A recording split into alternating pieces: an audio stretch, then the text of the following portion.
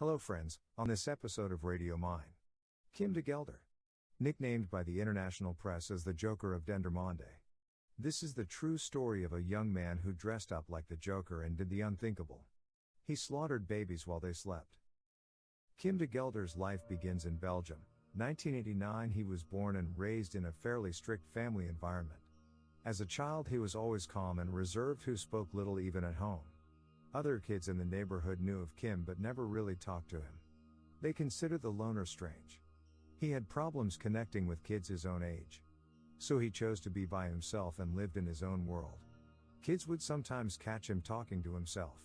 His former co-workers remembered him being aloof and very uncommunicative.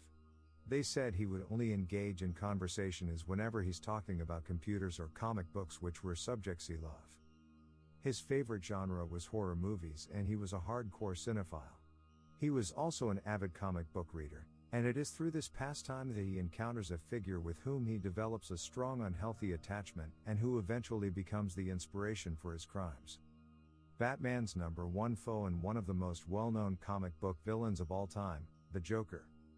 De Gelder and his family lived in Dendermonde, a Belgian city in the province of East Flanders, adjacent to Sint-Gillis. He had no friends to talk to. So he filled his time with films and comic books for company. Kim was an introvert and always quiet at family gatherings, and if he cracked a joke, his father would immediately silence him and punish him harshly. The young man was very depressed at the age of 15 years old. When he turned 18, his parents requested that he be admitted to a psychiatric facility because of his abnormal behavior. However, a psychiatrist determined that this was not necessary at the time. So it was decided not to carry out that parental initiative, based on Kim's commitment to continue treatment. Since then the young man has been increasingly estranged from his family. His family's difficult predicament persisted until he was able to gain independence by acquiring a job and moving into an apartment complex. Despite this, he was somewhat of a lousy worker who frequently misunderstood orders and restricted himself to eating raw broccoli at work. Kim's mental illness had reached a boiling point.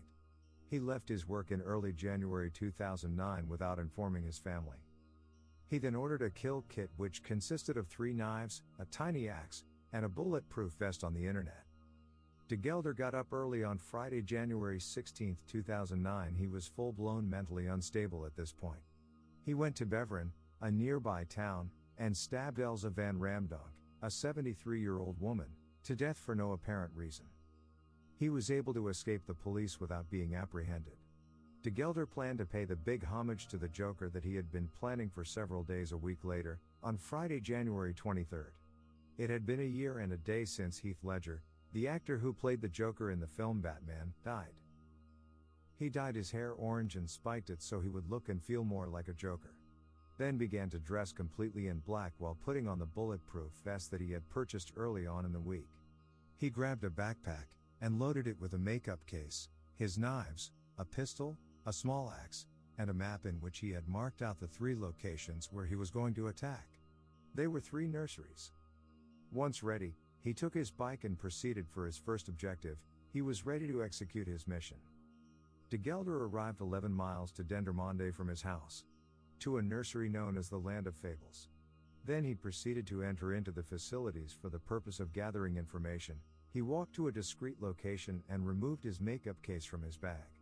Then began to paint his face white and applied crimson lipstick to his lips. He used black to outline his eyelids and eye features to look more like his idol.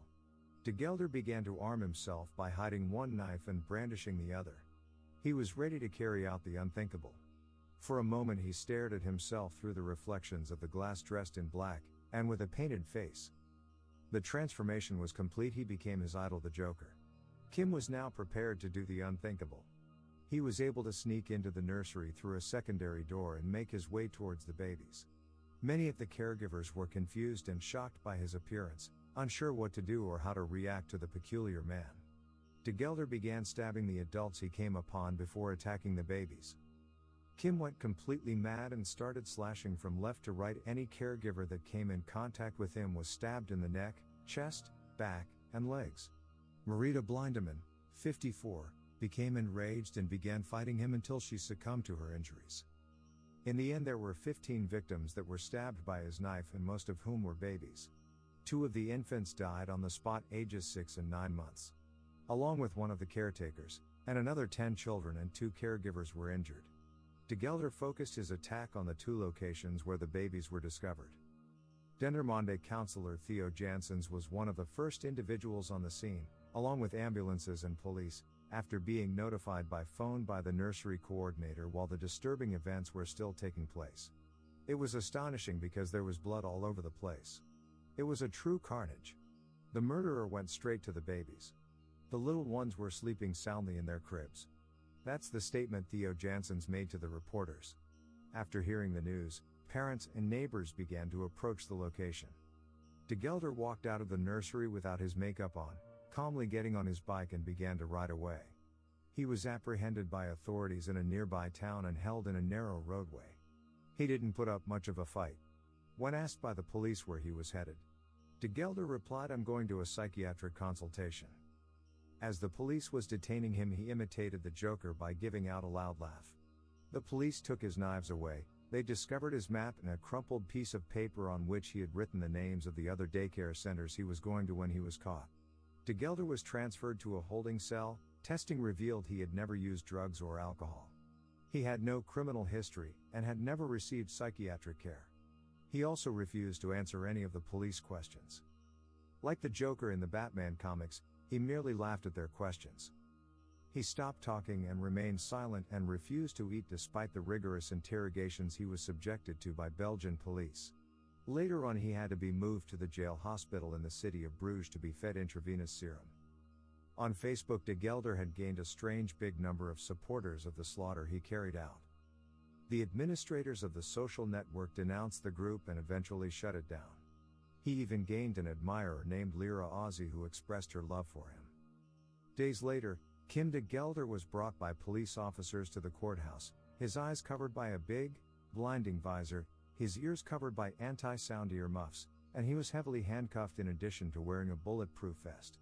This protocol would be followed every time De Gelder was transferred to be interrogated. It was something right out of comic books and one that De Gelder would undoubtedly enjoy. Kim de Gelder was soon called the Joker of Dendermonde by the international press. A memorial service was held in remembrance of the victims, with children carrying flowers and toy animals to honor the deceased.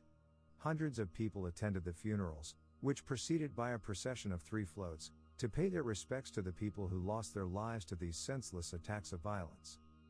It was later determined that he was inspired to do his crime after reading a Batman comic called No Man's Land.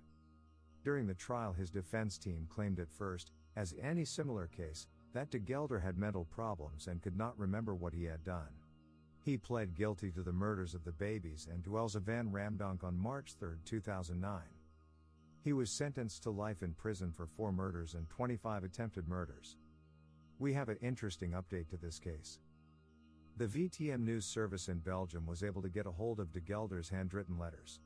Kim de Gelder's lawyer, Jaak Heentjens, verifies that the astonishing writings, which were apparently written in prison throughout the trial, are genuine. In reading the letters, it was made perfectly clear that Kim de Gelder blamed his actions on his parents and his childhood. According to his lawyer Heentjens, the letters once again prove his incoherence and they fit completely into the story he has been proclaiming for years. Kim de Gelder is mentally ill. That concludes this true story of the Joker of Dendermonde. Let us know in the comments section if you enjoy this episode and would like to see more. Make sure to like and subscribe, it helps grow the channel. Until next time, be safe and remember, don't let everyday stresses kill your spirit and imagination.